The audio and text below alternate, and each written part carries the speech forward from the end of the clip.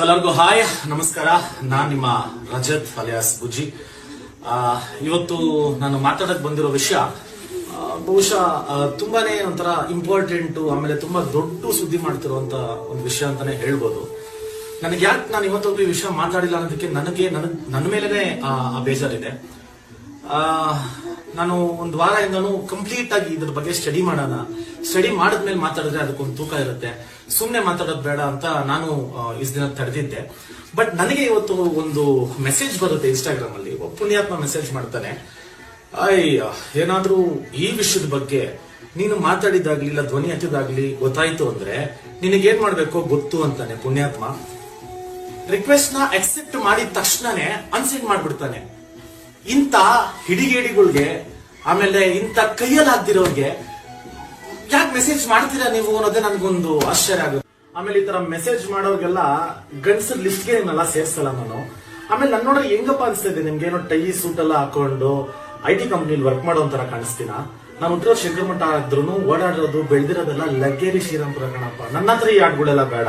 ಅಕಸ್ಮಾತ್ ನಾನು ಮಾಡಿಲ್ಲ ಅಂದ್ರೆ ನಾನು ಈ ತರ ಮೆಸೇಜ್ ಮಾಡ್ರೆ ಇನ್ನೂ ಟ್ರಿಗರ್ ನಾನು ಜಾಸ್ತಿ ಮಾತಾಡ್ಬಿಡ್ತೀನಿ.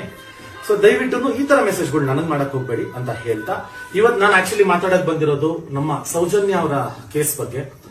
ಆಕ್ಚುಲಿ ಇದ್ರ ಬಗ್ಗೆ ಒಂದು ವಾರದಿಂದನೂ ನಾನು ಸ್ಟಡಿ ಮಾಡ್ತಾನೆ ಇದ್ದೀನಿ. ನನ್ಗೆ ಅಲ್ಲಿರೋ ಸ್ನೇಹಿತರಿಗೆ ಎಲ್ಲ ಫೋನ್ ಮಾಡಿ ವಿಷಯಗಳು ಕಂಪ್ಲೀಟ್ ಆಗಿ ತಿನ್ಕೊಂಡ್ಮೇಲೆ ನಾನು ಮಾತಾಡೋಣ ಅಂತ ಸುಮ್ಮನೆ ಇದ್ದಿದ್ದು.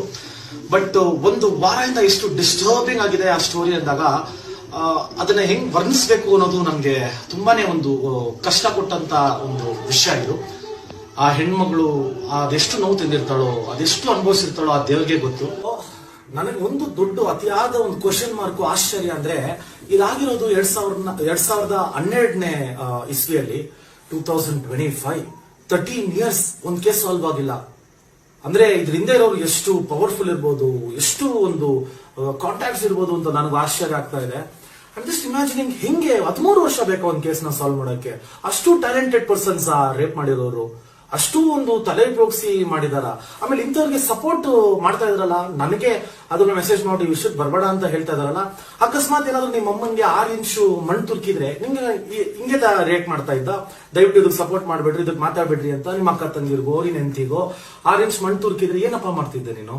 ಆತರ ಎದೆ ಭಾಗಕ್ಕೆಲ್ಲ ಕಚ್ಚಿ ಕಿತ್ತಾಕಿ ಎಲ್ಲ ಮಾಡಿ ಇದ್ರೆ ನೀವೆಲ್ಲ ಮನುಷ್ಯರೇ ಅಲ್ಲ ಗುರು, ನೀವು ಮನುಷ್ಯರೇ ಅಲ್ಲ. And it is very disturbing. ನಾನು ಕಂಪ್ಲೀಟ್ ಆಗಿ ಕೇಳ್ಕೊಂಡಾಗ ನನಗೆ ತುಂಬಾನೇ ಮನಸ್ಸಿಗೆ ದುಃಖ ಕೊಟ್ಟಂತ ಒಂದು ಸಂಗತಿ ಇದು. ಇದ್ರ ಬಗ್ಗೆ ವಿವರಿಸ್ತಾ ಹೋದ್ರೆ ಒಂದು ವ್ಯಕ್ತಿ ಬಗ್ಗೆ ಮಾತಾಡ್ಲೇಬೇಕು, ಗಿರೀಶ್ ಹನುಮಂತರನವರು ಸರ್ ಬಗ್ಗೆ. ಏನ್ ಧೈರ್ಯ ಸರ್ ನಿಮ್ಗೆ, ಹೆಂಗ್ ಸರ್ ಈ ವಿಷಯನ ಆಚೆ ತಂದ್ರಿ, ಎಷ್ಟು ನೀಟಾಗಿ ಬೆಳಕಿಗೆ ತಂದಿದ್ದೀರಾ.